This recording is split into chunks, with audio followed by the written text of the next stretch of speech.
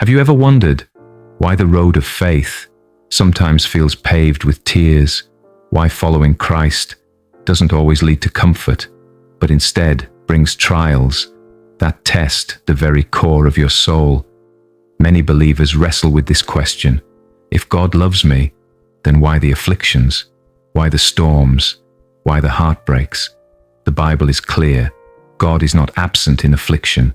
In fact, He uses affliction as a teacher, as a refiner, as a tool to shape us into Christ's image. The psalmist once wrote in Psalm 119, verse 71, "It was good for me to be afflicted, so that I might learn your decrees." At first glance, that doesn't make sense. How could pain ever be good? How could affliction ever be beneficial? And yet, when we look closer, we begin to see the mystery of God's wisdom. In pain, God reveals His deepest truths. The Apostle Paul and Barnabas told the early disciples in Acts 14, verses 21 and 22, "We must through many tribulations enter the kingdom of God. Not we might, not we could, but we must." Trials are not an accident. They are part of the journey. If it were not for the storms of life, many of us would never truly discover the faithfulness of God. If it were not for seasons of lack, we would not know Him as Jehovah Jireh, the provider. If it were not for sickness, we would not encounter Him as the great physician.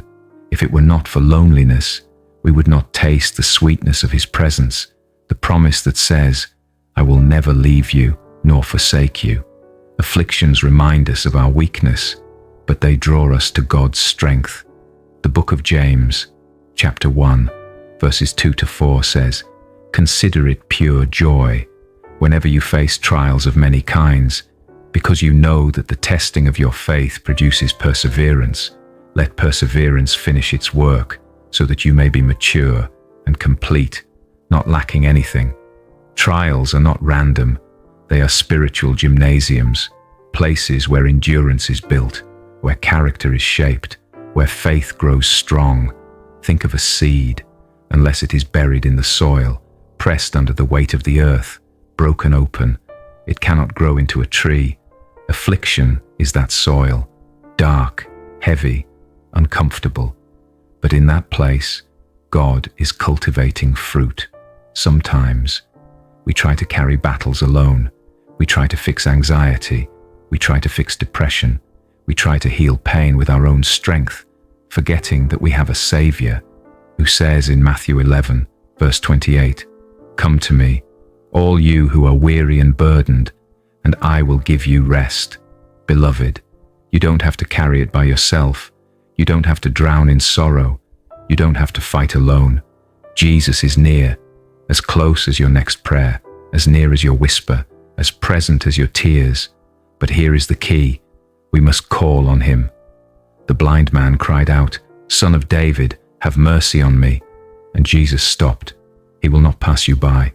If you call on His name, let us pray. Father in heaven, we come before you with open hearts. We acknowledge that life is filled with affliction, but we also declare that you are greater than every storm. Thank you, Lord, for your faithfulness. Thank you that your word is true when it says in Psalm 34, verse 19, "Many are the afflictions of the righteous, but the Lord delivers him out of them all." Today, we confess our weakness.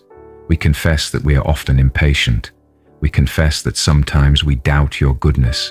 But Lord, we choose to trust you in the fire. We thank you for Jesus Christ, who himself was a man of sorrows, acquainted with grief. Because he suffered, he understands us. Because he was afflicted, he can comfort us. Lord, in every valley we face, let your Spirit remind us we are not abandoned. In moments of despair, let us hear your voice saying, "Fear not, for I am with you. Be not dismayed, for I am your God. I will strengthen you and help you. I will uphold you with my righteous right hand." Father, refine us through trials. Remove pride, remove selfishness, remove bitterness. Teach us endurance. Teach us patience. Teach us to pray with passion. We cry out like David, "Create in me a clean heart, O God, and renew a right spirit within me." Lord, We pray for those who are battling afflictions now. For the one sick in body, be the healer.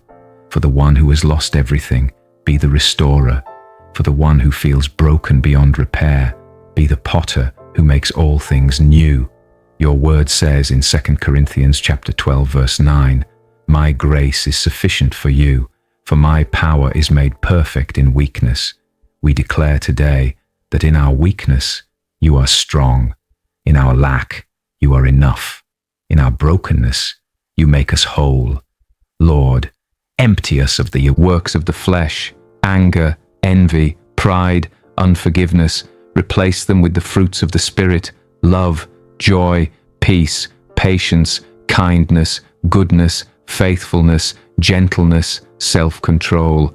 Let us be more like Christ. Let trials push us deeper into prayer, deeper into your word, deeper into surrender. We declare with faith, no affliction will destroy us. It will shape us. It will grow us. It will point us to Christ, but it will not destroy us because Jesus holds our future. Thank you, Lord, for your mercy, for your love, for your endless kindness. We place our lives in your hands. We believe you will bring beauty out of ashes. In the mighty name of Jesus Christ we pray. Amen. Friend, the Bible reminds us again, we must through many tribulations enter the kingdom of God. But do not be afraid. Your trials are not wasted. They are building your faith, shaping your heart, preparing you for eternal glory. If this message spoke to you, type Amen in the comments as your step of faith. Tell us how we can pray for you. We read every request.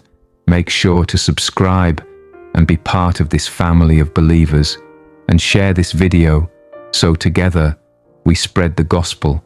May the grace and peace of our Lord Jesus Christ be with you always.